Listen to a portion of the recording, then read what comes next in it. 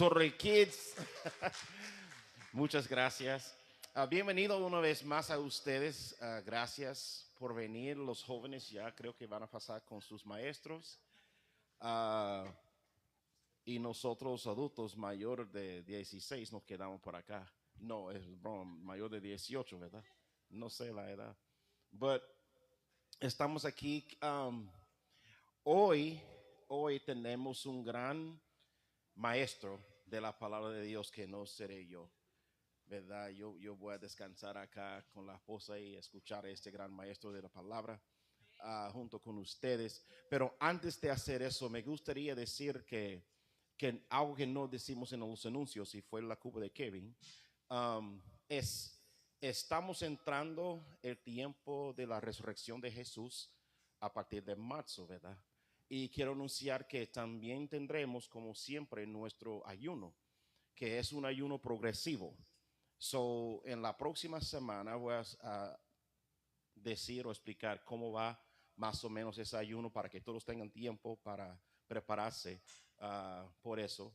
La hermana Verónica y yo vamos a hablar más acerca de ciertas cosas, pero quiero anunciar eso, que será un ayuno progresivo. Yo quiero que todos participen, ¿verdad? Hasta que uno pueda. So, quiero decir eso. La segunda cosa es, se me olvida. Vuelvo al final para si lo recuerda. Pero, por favor, que reciban este gran maestro de Dios, este gran maestro de la palabra de Dios. No hay nada. No hay nada ahí. ¿Qué está ahí? Nuestra mantra. Gracias, hermano. Gracias por recordarme. Repiten conmigo la mantra de Torre Fuerte que se encuentra en Proverbios 18:10, que dice ahí: Torre Fuerte es el nombre de Jehová, a él será justo y será levantado. So, esa es nuestra mantra, por favor, que lo recuerden. Y tenemos una familia nueva. Bienvenidos. Un fuerte aplauso a nuestra familia nueva. No se preocupen, no vamos a llevarles al frente para nada, no hacemos eso. Pero bienvenidos, bienvenidos. Ok, ¿listo, hermano? Por favor, un fuerte aplauso por el maestro de hoy, hermano Isjet Jorín.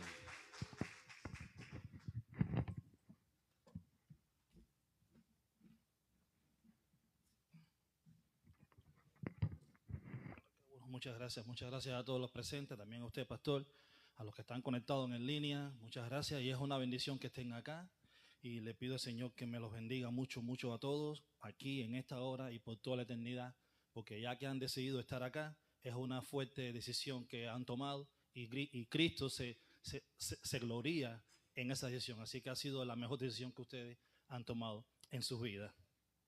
La hermana Verónica, cuando estaba acá hablando, mencionó la palabra batalla campal, que estamos en una batalla campal. Yo quisiera empezar usando esa palabra porque tiene mucho que ver con el tema que hoy la palabra se les va a compartir.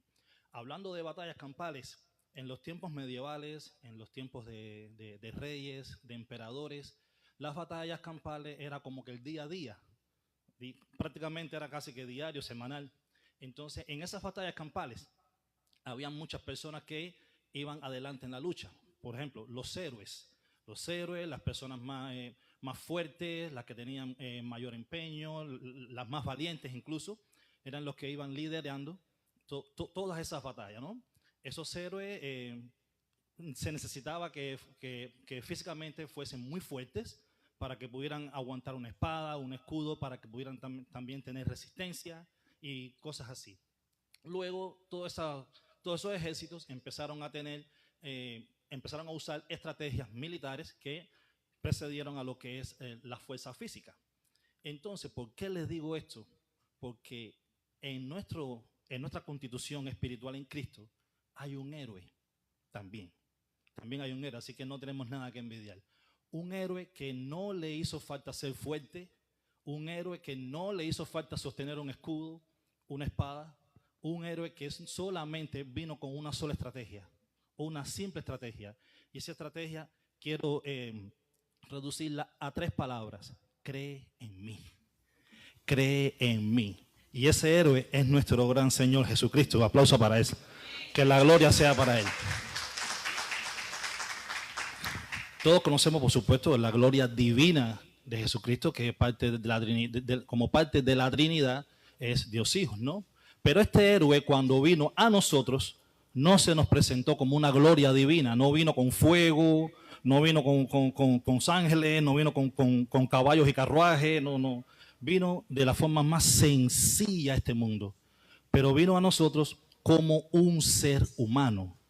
Y ustedes se podrán preguntar, ¿cómo que como un ser humano, no? Si Él es una gloria divina, Él es espíritu, Él es fuego.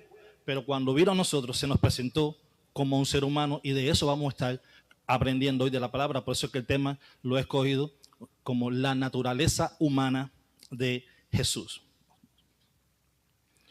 Hablando de esta naturaleza humana, los puntos más esenciales que hoy vamos a estar aprendiendo se llama ¿por qué tomó Jesús una naturaleza humana y por qué Jesús se hizo carne y vivió entre nosotros?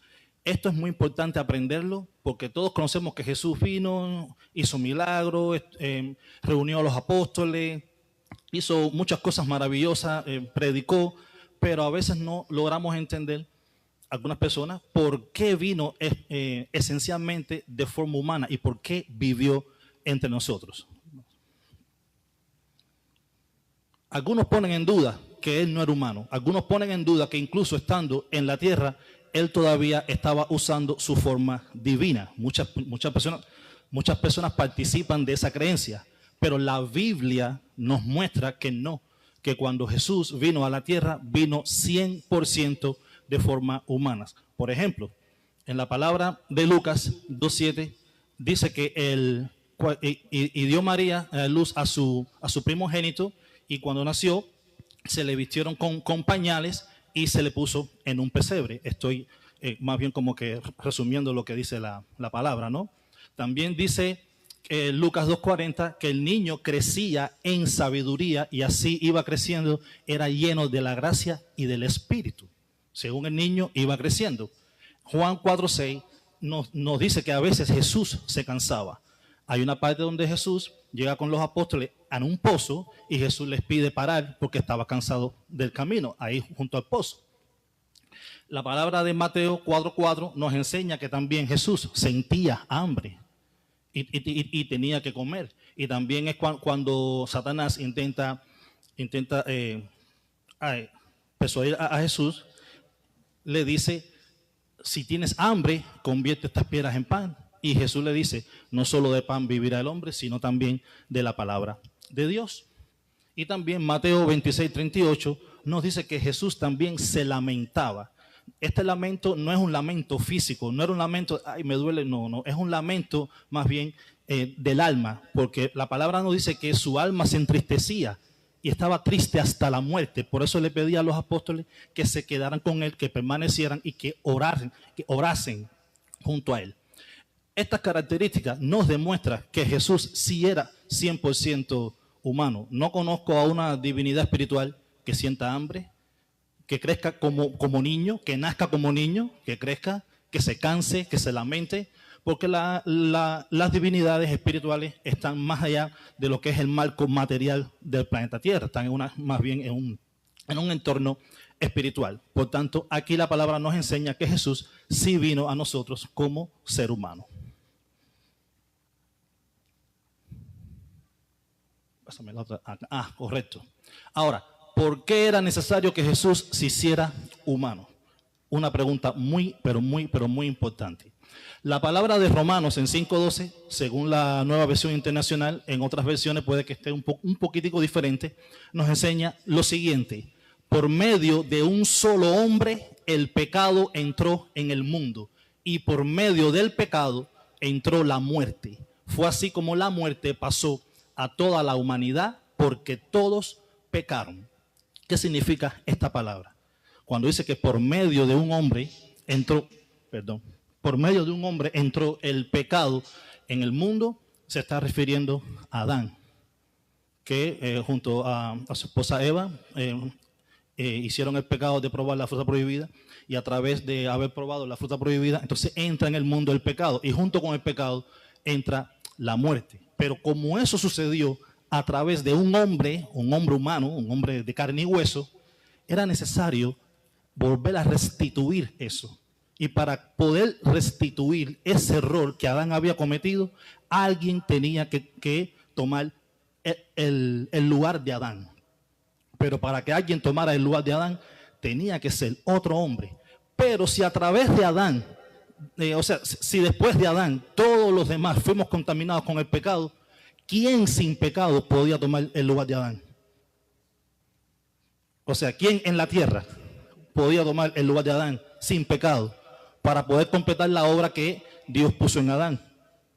Nadie. Por eso es que entonces Jesús, de su forma divina, siendo parte de la Trinidad, Dios Hijo, tomó la decisión, y Dios entonces nos entregó a Jesús, su unigénito, para que venga a la tierra de forma humana, para que entonces continuara con la obra que Adán tenía que haber terminado, que no pudo. Y esa es una de las razones por las cuales Jesús se hiciera humano. Y también la palabra de Corintios 15:22, en 1 Corintios nos dice: así como en Adán todos mueren, también en Cristo todos volverán a vivir. Después que Adán, el pobre, después que pecó junto a Eva, como dice la palabra, todos morimos.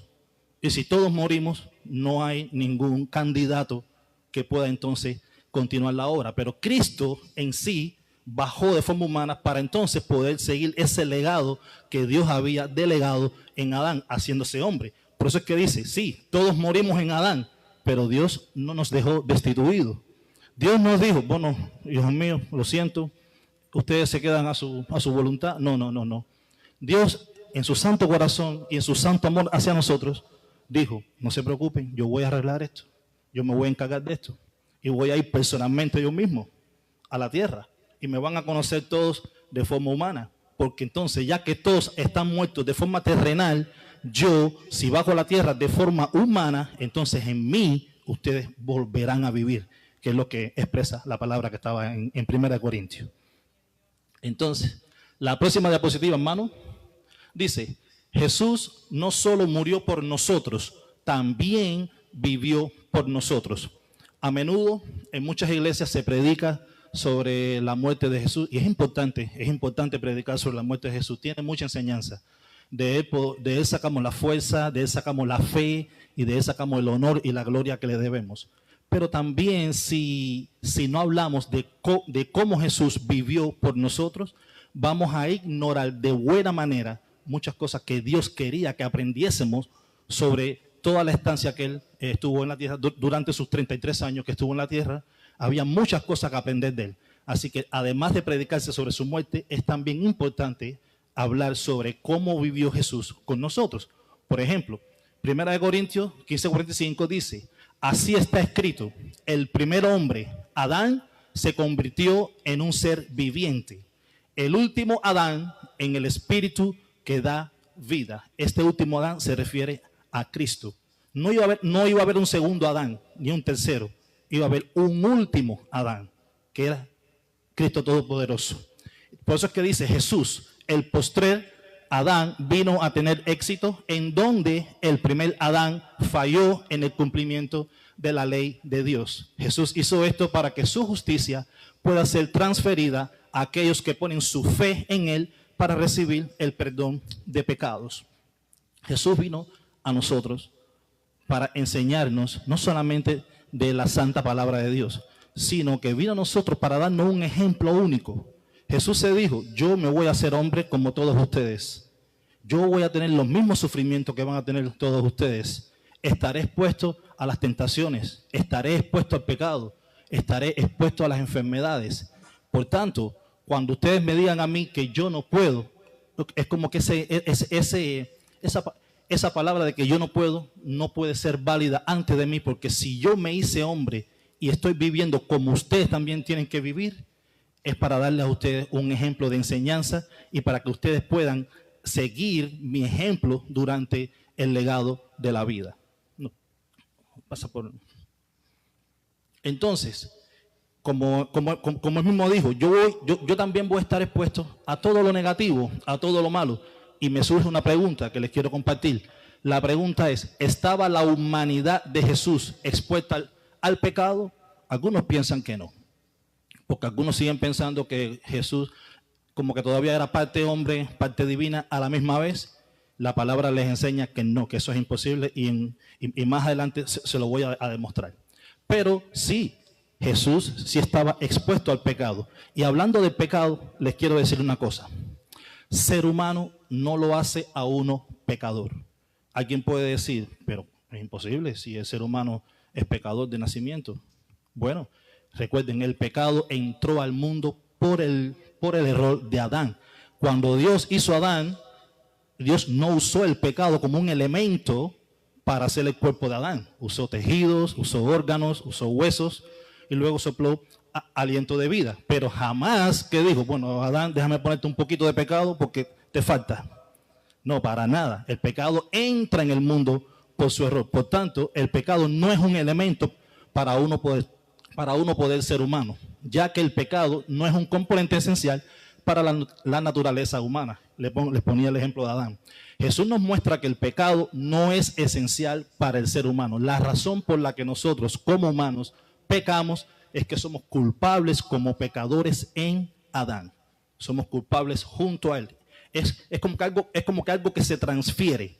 Nosotros no lo queríamos, nosotros no lo buscábamos, pero se transfirió.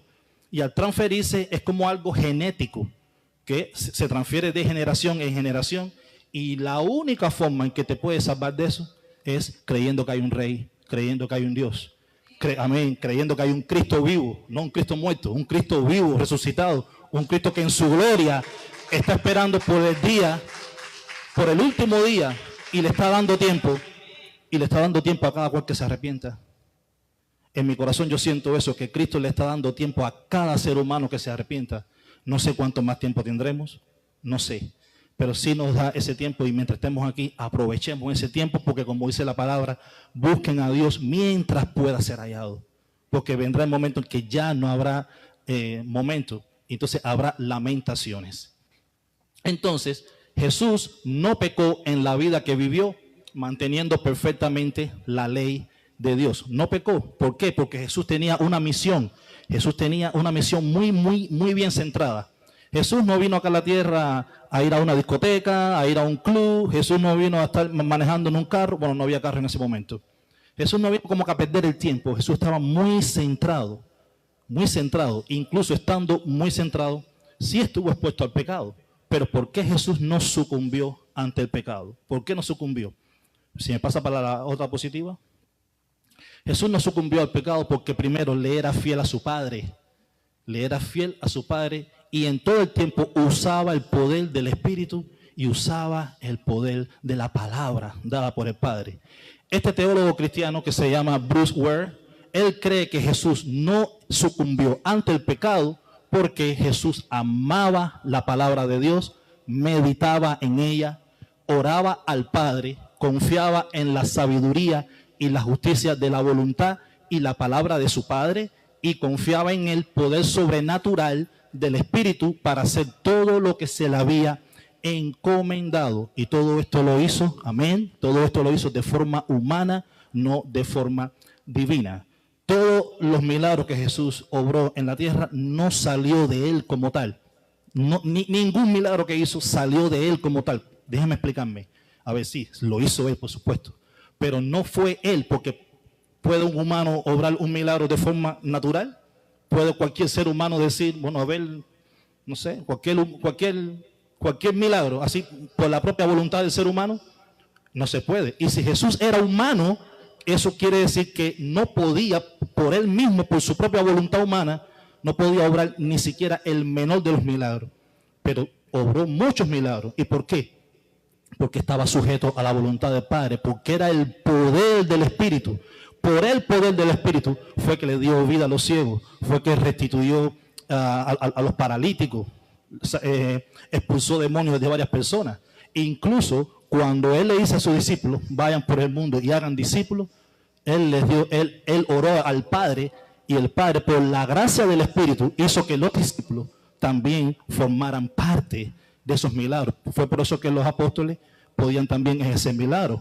Cuando Pedro iba no recuerdo con quién iba, pero estaban pasando por donde era un lugar que se concentraban como que para un culto. Había un paralítico y Pedro le dijo, y el paralítico le pide una moneda, una o dos monedas. Pero le dijo, yo no tengo dinero, pero de lo que tengo te lo doy. Párate y camina. Y eso fue hecho por la propia obra del Espíritu Santo, el mismo Espíritu Santo en el cual Cristo como humano se sostenía. Es por eso que podía Cristo hacer todas las cosas que podía. Cuando caminó sobre el agua fue por el poder del Espíritu que Cristo lo hizo.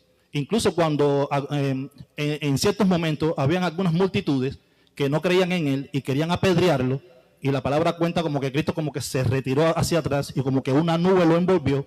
No fue usando Cristo su propia divinidad, fue por el poder del Espíritu protegiendo a Cristo para que pueda terminar la obra que él vino aquí en la tierra a terminar. Y todo esto lo hizo como ser humano. Si me pasa la otra diapositiva, por favor. Entonces Jesús superó todas las pruebas por la cual fue lleno del poder por el Espíritu Santo y porque también era respaldado por la palabra de Dios para vencer las tentaciones de Satanás.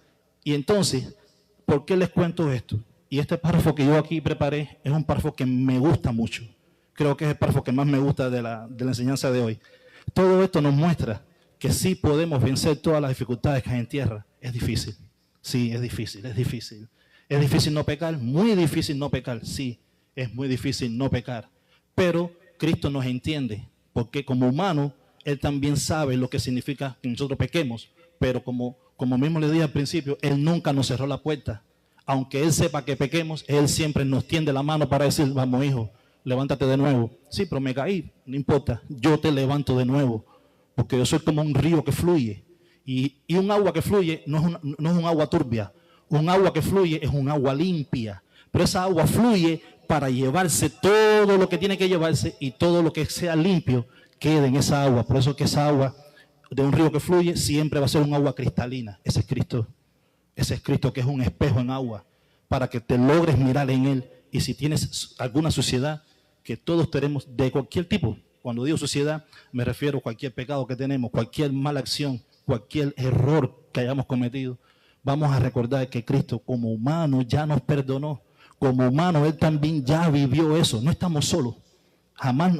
Él nunca nos ha abandonado, ni siendo la divinidad que es, ni siendo humano. Jamás nos ha abandonado. Entonces, si Cristo, piensen en estos momentos, si Cristo hubiese venido a la tierra de forma divina a hacer todo lo que hacía, lo único que iba a lograr con eso era un show. Llegó un Dios todopoderoso que hace milagros, que hace esto y hace aquello. Entonces las personas no iban a tomarle la seriedad que había que tomar, no iban a tomarle el respeto que había que tomar, y toda su obra se iba a ver enmarcada en un show en vez de en una salvación. ¿Ok? Entonces, aquí Jesús fue humano, no era Superman, para nada. Y yo puse Superman como una forma irónica, ¿no? Pero no. Cristo para nada era Superman. ¿Por qué? Era un hombre real. La humanidad de Jesús y su deidad no encajan directamente la una con la otra como muchas personas piensan. No puede ser de forma divina y humana a la vez. ¿Por qué no se puede? Porque si fuera así, eso significaría que la humanidad de Jesús sería de hecho una superhumanidad.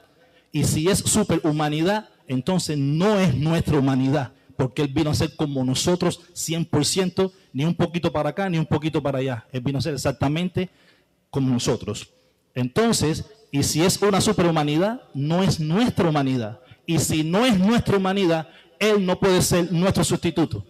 La palabra lo dice, y se lo voy a explicar con la que viene. ¿Por qué Cristo no puede ser nuestro sustituto si Él se manifiesta a nosotros con una superhumanidad que no es la nuestra? ¿Por qué? Porque tiene que ser como nosotros. ¿Por qué tiene que ser como nosotros? La palabra de Hebreos 2:14, en la próxima diapositiva lo explica bien. ¿Por qué tiene que ser como nosotros? Se lo explico. Por tanto, ya que ellos son de carne y hueso, refiriéndose a lo que es la humanidad, el hombre, Él también compartió esa naturaleza humana. ¿Para qué? para anular mediante la muerte al que tiene el dominio de la muerte. Es decir, Satanás, el diablo, que significa adversario, acusador, para anular mediante la muerte al que tiene el dominio de la muerte, es decir, el diablo, y librar a todos los que por temor a la muerte estaban sometidos a la esclavitud durante la vida. Por eso es que Cristo no podía manifestarse ni de forma divina ante el hombre, tenía que ser exactamente igual, porque si no llega a ser igual, entonces esta palabra se contradice. Tiene que ser como nosotros, de carne y hueso, como lo era el hombre, ¿ok? Porque, ¿qué pasa?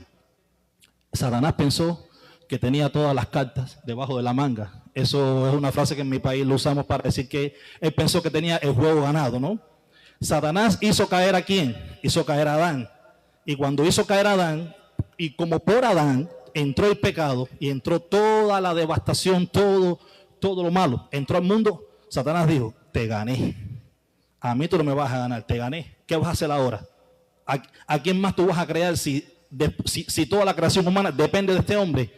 ¿Qué se te va a ocurrir hacer ahora?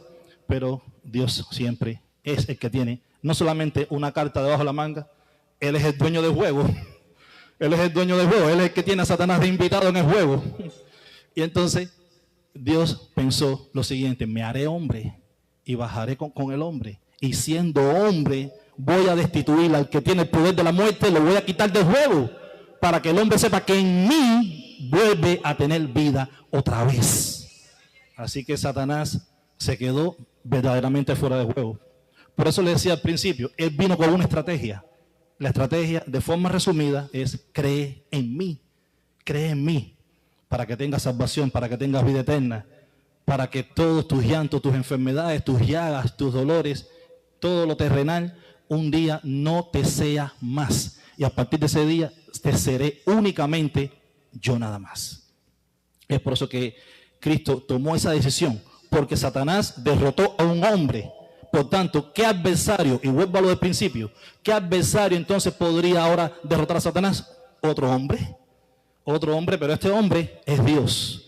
Es Dios que para mí tomó una decisión tan linda, porque les hago una pregunta. ¿Qué creador se convierte en su propia obra? ¿Puede un pintor, gracias, amén, puede un pintor convertirse en su cuadro? ¿Puede un alfarero convertirse en su obra de barro? ¿Puede un escultor convertirse en su propia escultura? Pero sin embargo Dios se convirtió en su propia creación. Por eso es que la palabra dice, tanto amó Dios al mundo, tanto lo amó que Dios a su Hijo unigénito. Dios se transformó en su propia creación, para entonces como hombre decirle a Satanás, aquí estoy yo y conmigo no te vas a hacer el gracioso. Por eso es que entonces, en uno de los pasajes que Cristo, cuando le habla a Pedro, que les hace saber que cuál es su camino, porque muchos pensaban que Cristo vino para enfrentarse a los ejércitos. Muchos pensaban que el Mesías iba a ser una persona rica, de mucho dinero, de poder, y que iba a librar a los judíos y del ejército romano. Y Cristo dijo, no, para nada, eso se lo dejo a ustedes. Yo vine a rescatar a mis ovejas, yo vine a rescatar lo que se perdió, yo vine a buscar lo que es mío, lo que yo creé. El que cree en mí, conmigo tendrá siempre la vida eterna. Yo vine a buscar lo que estaba perdido. Yo vine a continuar lo que Adán no pudo continuar. Por tanto, yo ahora como hombre, Satanás no tiene ninguna acción en contra mía. Porque cuando Él murió y resucitó, incluso Él se lo dijo, se me han dado el poder de las puertas del Hades, las puertas de la vida, las llaves del Hades. Y ahora el Padre me ha dado a mí toda su gloria. Y esa gloria se las vengo a dar a ustedes, a la humanidad. Fue por eso que Cristo vino a la tierra como hombre. Y es importante saber todas esas cosas, porque más que una enseñanza, Él nos dejó un ejemplo. ¿Cuál es ese ejemplo? Que la humanidad de Jesús, para los creyentes, significa tanto porque la vida de un cristiano debe ser una imitación de la vida de Jesús. Somos llamados a vivir nuestras vidas como Él vivió la suya. Así como Jesús fue tentado, soportó el sufrimiento y enfrentó el odio, así debemos los cristianos enfrentar esas cosas en este mundo, porque compartiremos con Él la eternidad. Y Él lo dijo, yo voy con el Padre y les voy a preparar un lugar a todos ustedes para que donde yo esté, ustedes también. Aleluya, amén. Ojalá que este mensaje les haya llegado al corazón. Ojalá que hoy hayan aprendido un poco más de la palabra. Ojalá que este ejemplo de Jesús, habiéndose comportado como un hombre, que nosotros podamos entender que la salvación no está lejos, no está lejos. Incluso la salvación está aquí, en la propia respiración que uno da. Esa respiración nos la da Cristo, porque Él nos permitió despertarnos hoy. Él nos permitió respirar hoy. Por eso les digo, la salvación está hasta en la propia respiración que uno tiene. Y no dejen que pase un segundo más. No dejen que pase un segundo más sin decir, si es su voluntad, por supuesto, Señor, mi alma es tuya, mi corazón es tuyo, arréglame, no sé cómo lo vas a hacer, pero estoy dispuesto a dejarme moldear por ti. Estoy dispuesto a dejar que tú me pintes otra vez. Arréglame, Señor, porque yo soy tu obra y como obra tuya necesito ser creado otra vez por ti. Muchas gracias. Muchas gracias.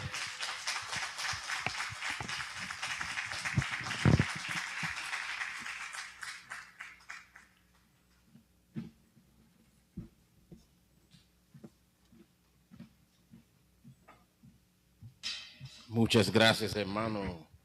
Qué excelente esa enseñanza. De nuevo, un fuerte aplauso para nuestro hermano.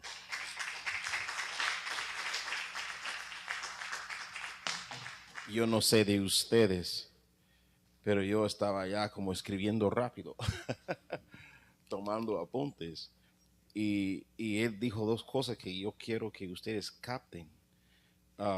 Muchas cosas, pero una, él dijo, ¿qué creador se convierte en su propia creación? ¡Wow! Ustedes saben que eso es lo que nos distingue de Islam o de cualquier otra religión. En las otras religiones, uno tiene que perfeccionarse para ser salvo. Uno tiene que esperar que yo sea suficiente perfecto para ser salvo por Dios. Pero en el caso del cristianismo, nuestro creador se hizo hombre. ¿Me entiendes? Se vació para hacerse hombre y él dijo, así se debe caminar, pero yo sé que eres pecador. También dijo, ser pecador no es una parte necesaria de nuestra naturaleza. Es una parte de tu naturaleza, pero no es una parte necesaria, dijo él. Y es la verdad. El caso es Adán. Adán fue creado perfecto. Lo que todos tenemos es el libre albedrío. Entonces Adán escogió pecar, eligió hacerlo, pero no es una parte necesaria de nuestra naturaleza. Excelente, hermano. Y ustedes no sé, hay tres tipos de hombres para cerrar este punto. Gracias, él me llenó. Hay tres tipos de seres humanos. Hay el hermano natural, el hermano, ¿verdad? Estoy en la Biblia, pero no estoy buscando la escritura. But el hombre natural es el hombre inconverso, no conoce a Cristo, es un hombre natural. Ok, Pablo está hablando. Hay el hombre espiritual, que es el hombre cristiano, que anda con la llenura del Espíritu Santo, el hombre espiritual. Pero también hay el hombre carnal. El hombre carnal, la palabra carne quiere decir esto, ¿verdad? Esta es nuestra carne. ¿Y sabe lo que reside en la carne de uno? La parte no necesaria de la humanidad, que es el pecado. Porque como él dijo, el pecado pasó genéticamente de Adán hasta nosotros. Pero pastor, hermano Vichet, si el pecado pasó genéticamente hacia a nosotros, Y Cristo era ser humano porque Él nació sin la naturaleza pecaminosa. Excelente pregunta. Yo escuché esa pregunta desde allá. Y yo sé que ustedes la tenían. Es porque esa naturaleza, esa genética, como el hermano mencionó, se la pasa a través del hombre, no a través de la mujer. Y el papá de Jesús era Dios. La mamá de Jesús era María. Amén. Amén. Pero nada, excelente enseñanza, hermano. Muchas gracias por eso. Vamos a, antes de orar, hermanos, por favor, que se